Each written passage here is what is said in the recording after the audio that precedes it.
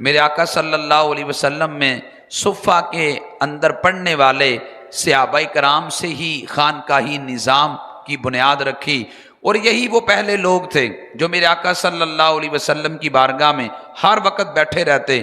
ان میں سے ایک حضرت ابو ہریرہ ہیں۔ حضرت ابو ہریرہ رضی اللہ تعالیٰ عنہ فرماتے ہیں میں ہر وقت نبی پاک علیہ السلام کی بارگاہ میں بیٹھتا، نبی پاک علیہ السلام کی باتیں سنتا۔ فرماتے ہیں جو نبی علیہ السلام سناتے میں اس کو یاد کر لیتا۔ حضرت ابو ہریرہ رضی اللہ تعالیٰ عنہ کہتے ہیں صفہ میں میرے جو 70 کے قریب ساتھی پڑھتے تھے، میں ان کے لیے گویا کہ کھانے کا انتظام بھی کیا کرتا تھا۔ حضرت ابو ہریرہ کہتے ہیں میں بھی انہی کے ساتھ پڑھتا تھا۔ تو خانقاہی نظام، خانقاہ یہ فارسی زبان کا لفظ ہے۔ خانقاہ کا جب لفظ بولا جاتا ہے تو اس کا مطلب یہ ہوتا ہے جہاں اللہ والے بیٹھ جائیں، جہاں اللہ کے درویش بیٹھ جائیں وہی خانقاہ بن جاتی ہے۔ خانقاہ کے لیے کوئی بڑی عمارت کا ہونا ضروری نہیں ہے، خانقاہ کے لیے کوئی بڑی بلڈنگ کا ہونا ضروری نہیں ہے، جہاں اللہ کے نیک لوگ بیٹھ جائیں وہی خانقاہ ہوتی ہے۔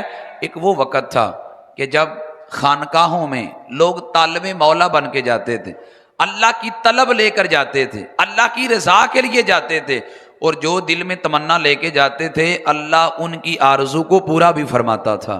لیکن آج ہمارا خانقاہی نظام میں جو تبدیلیاں آئیں، جانے والوں میں بھی تبدیلیاں آئیں۔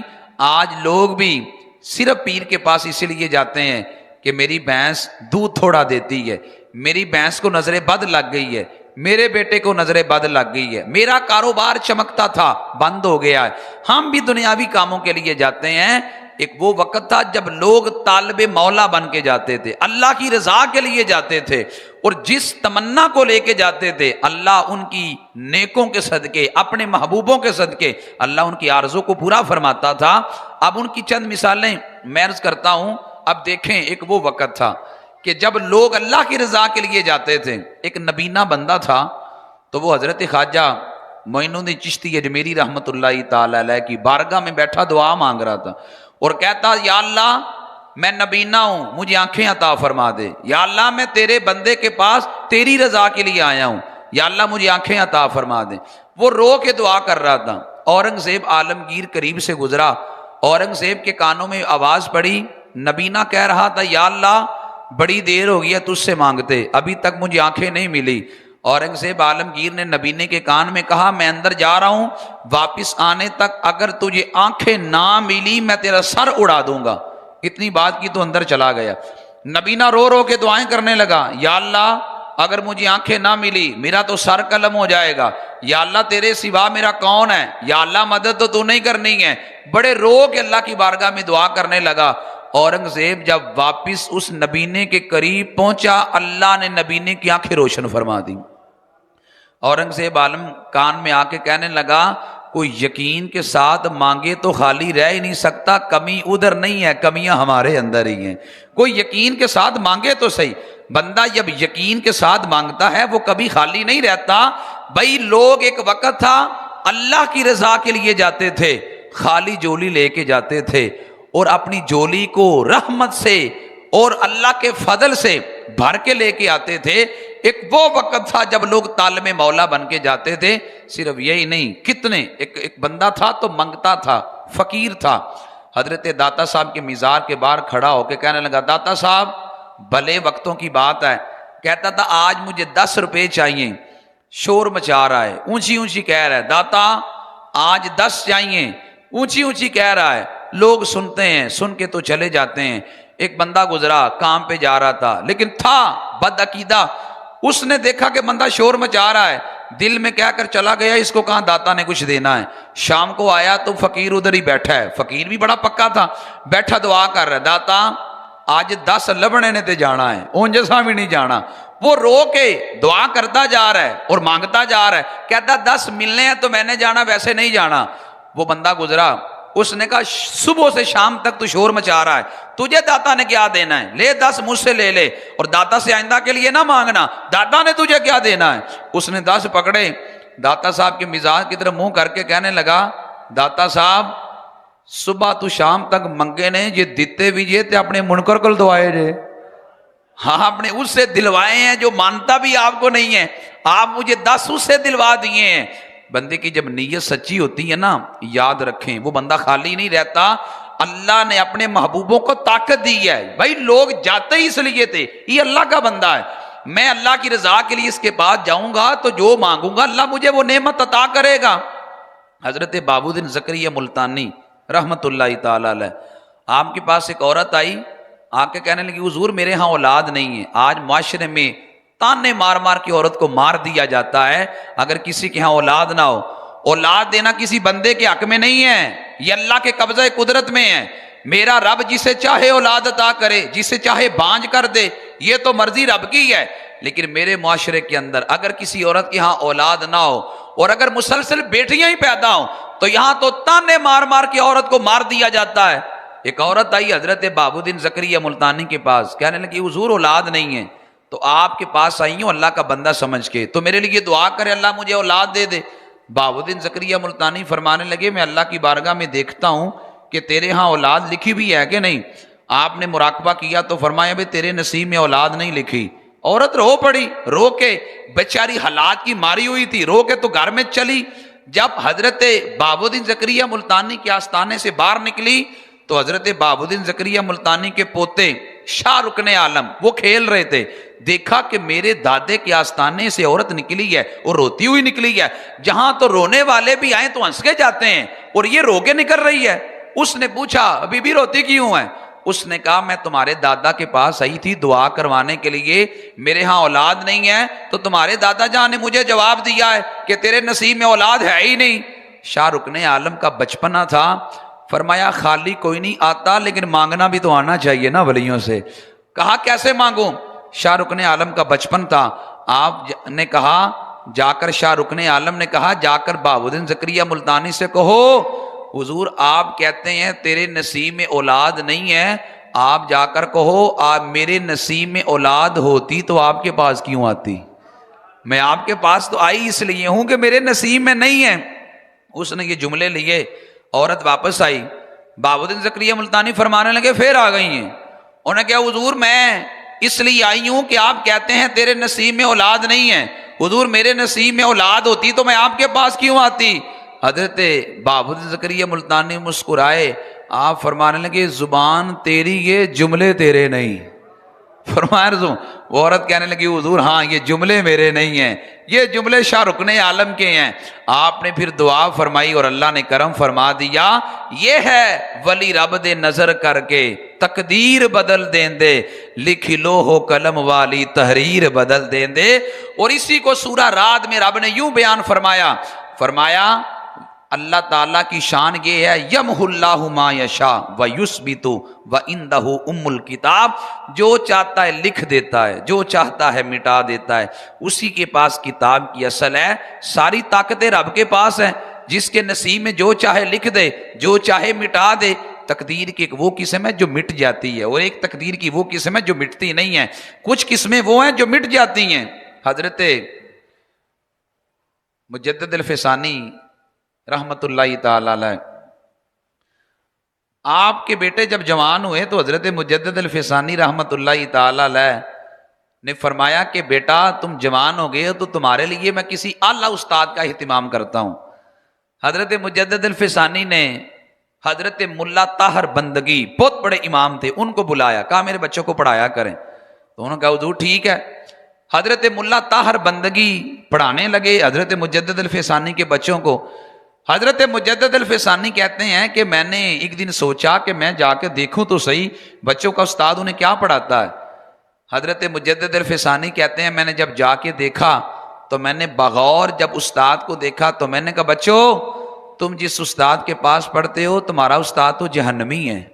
اللہ والے ظاہر نہیں دیکھتے، اللہ والے باطن کو دیکھتے ہیں. یہ ان کی نظر تو لوہے محفوظ تک جاتی ہے.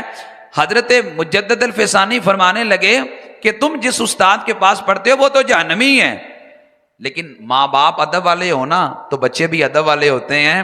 جب حضرت مجدد پاک نے یہ جملہ بولا تو بچے کہنے لگے حضور اگر استاد جہنمی ہے آیا تو جنتیوں کے دروازے پہ ہے نا، آپ دعا کریں اللہ خیر کر دے گا.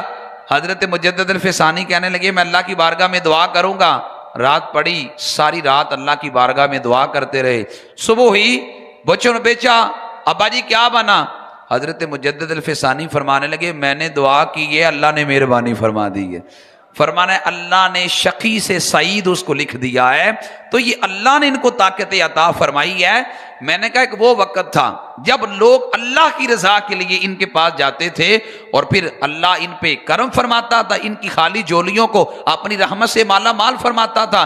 اس لیے میں نے کہا خانقاہی نظام ہوتا تھا، خانقاہ کے اوپر جو لوگ بیٹھے ہوں، خانقاہ کے اوپر جو پیر بیٹھا ہو، اس کی 4 شرائط میرے امام احمد رضا نے لکھی۔ نمبر 1 وہ سنی صحیح العقیدہ ہو، نمبر 2 اپنے ضرورت کے مسائل قرآن و سنت سے نکال سکتا ہو، نمبر 2 اعلانیہ گناہ کرنے والا نہ ہو، اور فرمایا اس کا جو سلسلہ ہے نبی پاک علیہ السلام سے متصل ہو۔ یاد رکھیں ولایت کے لیے کرامت ضروری نہیں ہے، ولایت کے لیے نبی پاک علیہ السلام کے دین پہ استقامت بڑی ضروری ہے۔ ایک بندے نے حضرت بایزید بستامی سے کہا حضور دیکھو فلاں بندہ چند منٹوں کے اندر مکہ مکرمہ پہنچ جاتا ہے، تو حضرت بایزید بستامی فرمانے لگے شیطان ایک لمحے میں مشرق سے مغرب پہنچ جاتا ہے۔ فرمایا معیار یہ نہیں ہے کہ 1 منٹ میں کون کہاں سے کہاں جاتا ہے، معیار یہ ہے کہ نبی پاک علیہ السلام کے دین پہ عمل کون کتنا کرتا ہے۔ معیار ہمارے پاس شریعت ہے، معیار ہمارے پاس دین ہے، معیار ہمارے پاس رسول اللہ صلی اللہ علیہ وسلم کا دین ہے۔ اس دین پہ جو عمل کرے گا، یاد رکھیں کوئی بندہ نبی پاک علیہ السلام کے دین سے بغاوت کر کے، نبی پاک علیہ السلام کے دین سے ہٹ کے اللہ تک نہیں پہنچ سکتا۔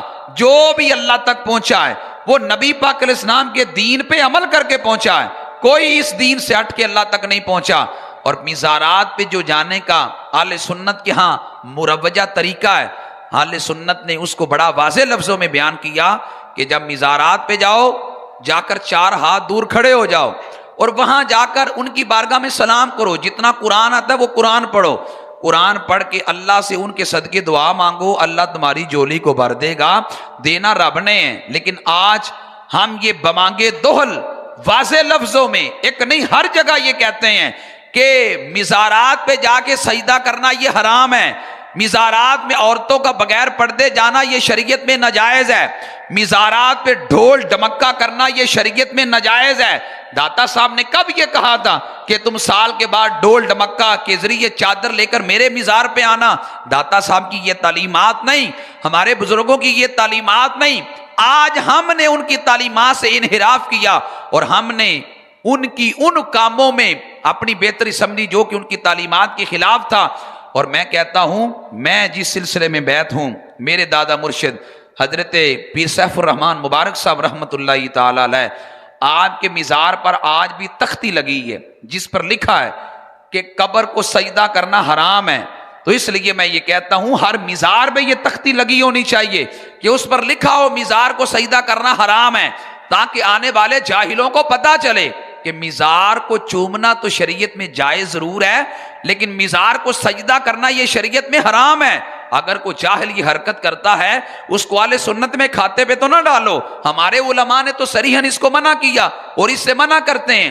تو میں نے کہا ایک وہ وقت تھا جب ہمارا خانقاہی نظام تھا، اس خانقاہی نظام پہ ایسے لوگ بیٹھتے تھے کہ جو شریعت کے پابند تھے، ان کا ہر عمل نبی پاک صلی اللہ علیہ وسلم کے دین اور شریعت کے مطابق۔ علامہ اقبال کہتے ہیں ایک دن ایک پیر صاحب میرے گھر میں آئے تو میرے محلے میں اس پیر صاحب کا مرید بھی رہتا تھا، وہ مرید بھی آ گیا، آ کر کہنے لگا پیر صاحب 100 روپے کا مقروض ہوں، دعا کروانے آیا ہوں، دعا کرے قرضہ اتر جائے۔ پیر صاحب نے دعا کی، مرید جانے لگا، جیب میں ہاتھ ڈالا، 10 روپے آئے، اس نے پیر صاحب کی خدمت کی تو چلا گیا۔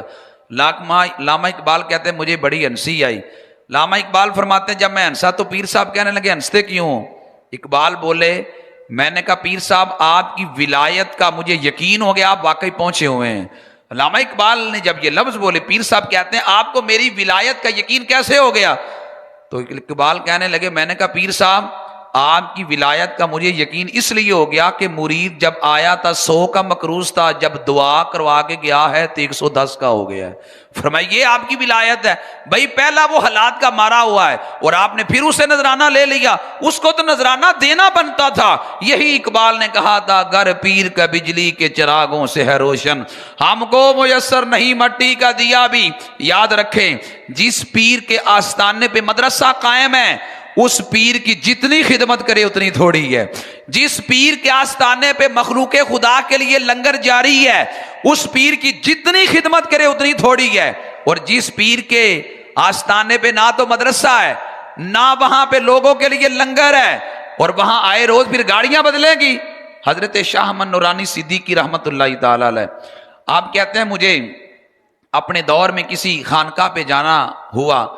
شاہ احمد نورانی صدیقی کہتے ہیں جب میں خانقاہ پہ پہنچا تو اچانک لائٹ بند ہو گئی, مجھے کتوں کے بھونکنے کی آواز آنے لگی.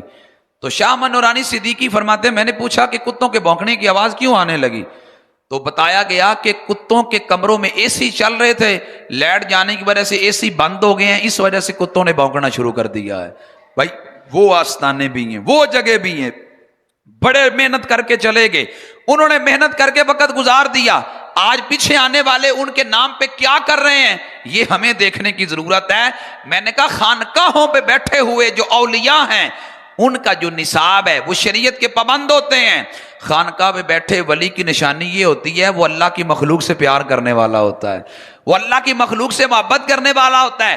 اس کا لوگوں سے تعلق دنیا داری کے لیے نہیں ہوتا, اس کا لوگوں سے تعلق رب کے لیے ہوتا ہے.